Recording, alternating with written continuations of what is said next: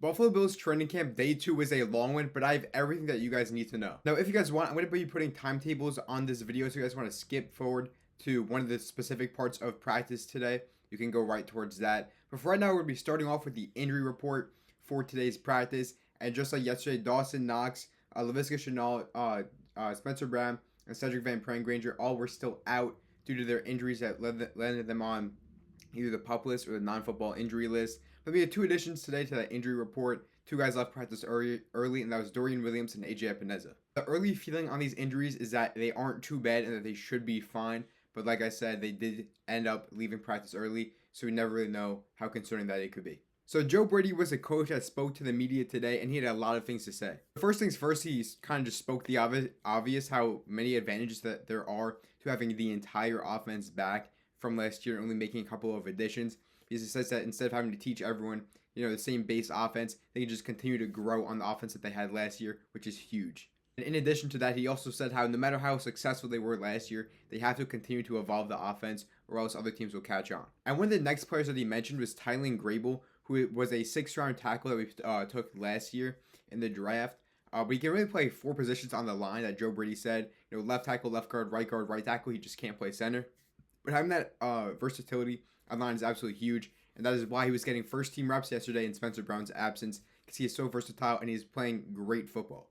And I know that some Bills fans are either high on Keon Coleman or really, really low on him. There's really no middle ground on Keon Coleman. But Joe Brady instilled some confidence in Keon Coleman today in his press conference, saying that he's one of the smartest receivers on the team and that he loves the way that he's approaching the offseason. So good on Keon Coleman. Hopefully it could work out for him. And it did in practice today, and we'll get into that later. And he also made note that the running backs are super important to this offense, which he didn't say the name James Cook, but I'm sure he was kind of leaning towards saying James Cook, how he's very important to this offense.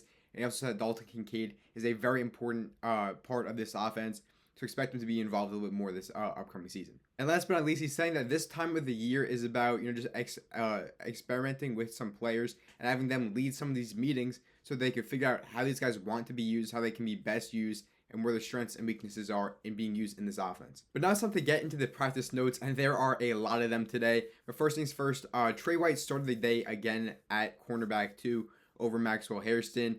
And then Ryan Van DeMark got the start at right tackle 1 over Tylen Grable, who got it yesterday. And Dwayne Carter and Larry Ogunjobi were the defensive tackles with the second team defense. And for the kick returners, we got some different guys getting some reps at kick returner today. We had Brendan Codrington, who was our kick returner last year. Obviously, he was fantastic.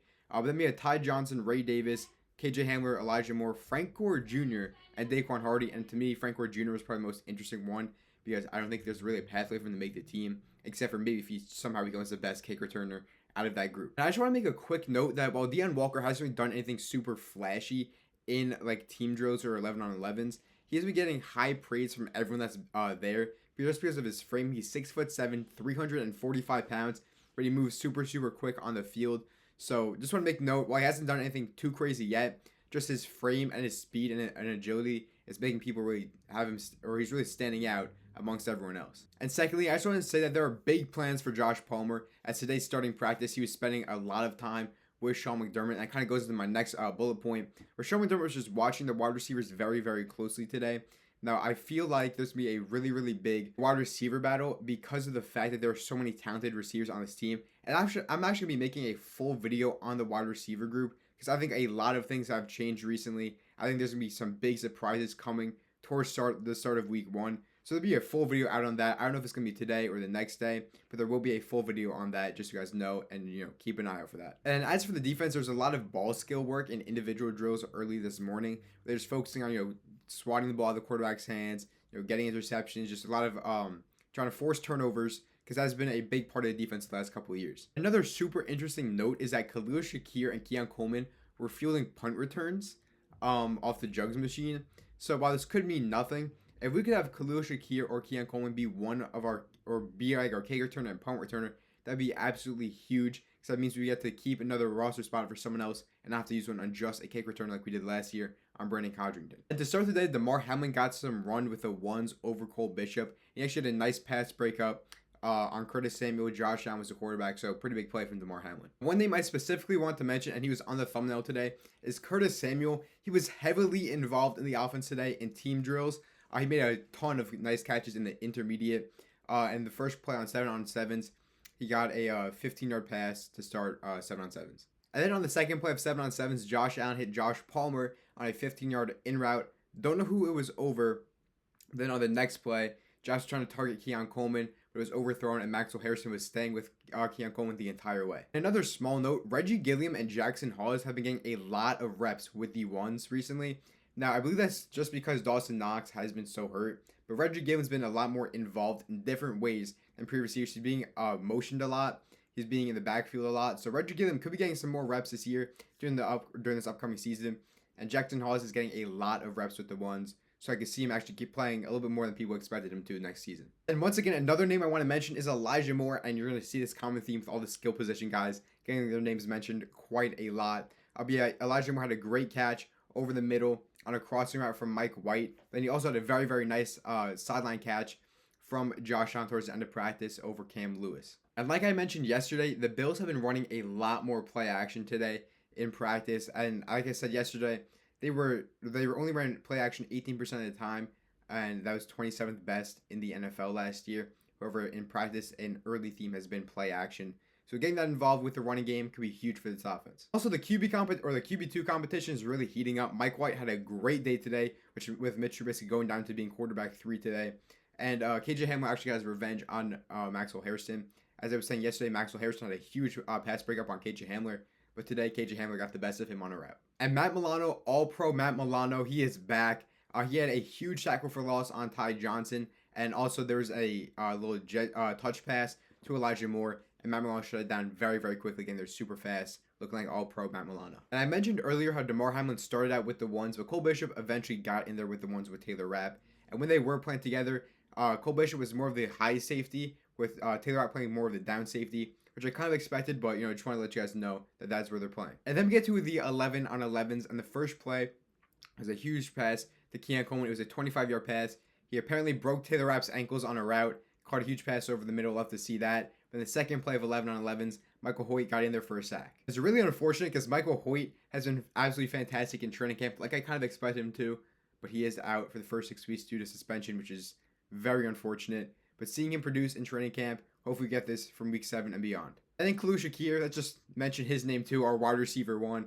He got open against Christian Benford. I don't know how long this specific play was, but apparently just 1-on-1 against Christian Benford, got open, made a nice catch. But also later in practice, he had a 70-yard touchdown over the seam. So Khalil Shakir, obviously a superstar, making huge plays. It's time to continue to mention Keon Coleman. Like I said before, the first play of 11-on-11, he had a 25-yard catch. But he made another big play against Cole Bishop. Don't really know what the play was, but that is all we got on that one specific play. But also he had a 15-yard reception against Dane Jackson from Josh Allen. And apparently just a quick little, like curl route, a little comeback route. But the way he ran the route was so smooth, apparently, according to reporters who were there. And he just looked good. So Keon Coleman, another big day from another wide receiver. Love to see it. Another odd thing is that the Bills actually were running screen passes in practice today, which you guys know, we've been horrendous at them, literally since the dawn of time. I don't even know why we were even running screen passes. But James Cook took a screen pass 70 yards to the house.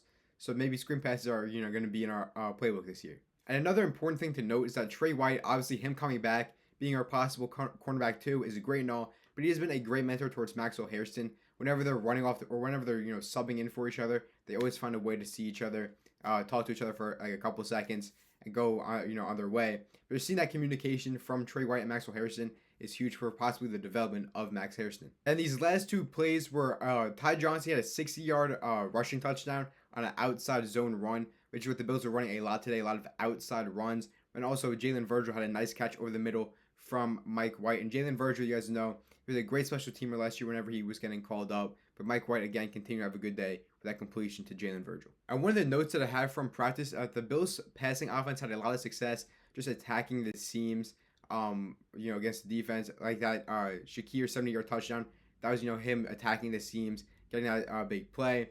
But then I guess we'll just run through these notes really quickly. Deion Dawkins just ended up coaching the offensive line at the end of practice. He's just such a dog. He started coaching with Aaron Cromer, which, you love to see that, coaching with the young guys. And then once again, just want to make a note, Everybody Eats is back for a part 2. Joe Brady in his presser is wearing an Everybody Eats hat. And I guess that's just going to continue to be the motto for as long as Joe Brady is here. And I forgot to mention, but Landon Jackson, who, was on the PUP list about a week ago, he obviously came back for training camp yesterday, but he only was in individual drills. But then he got back into team drills. Didn't hear his name much, but he's back, which is good. You know, we just wanted to see our guys healthy. After during practice, Dawson Knox was seen with a sleeve on his right leg because of that hamstring tweak that he suffered, you know, right before training camp, which is unfortunate, but at least he was there and with the guys.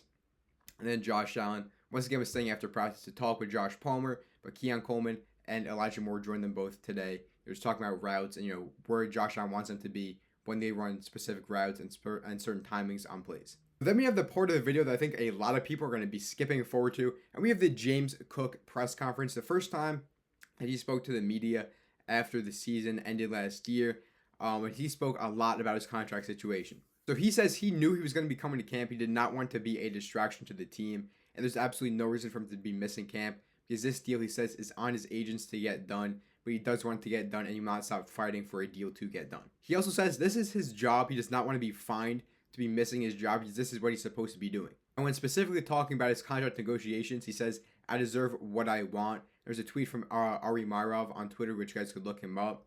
But he was just saying how James Cook is not going to be giving up. He deserves what he wants. And wherever it gets done, it's going to get done.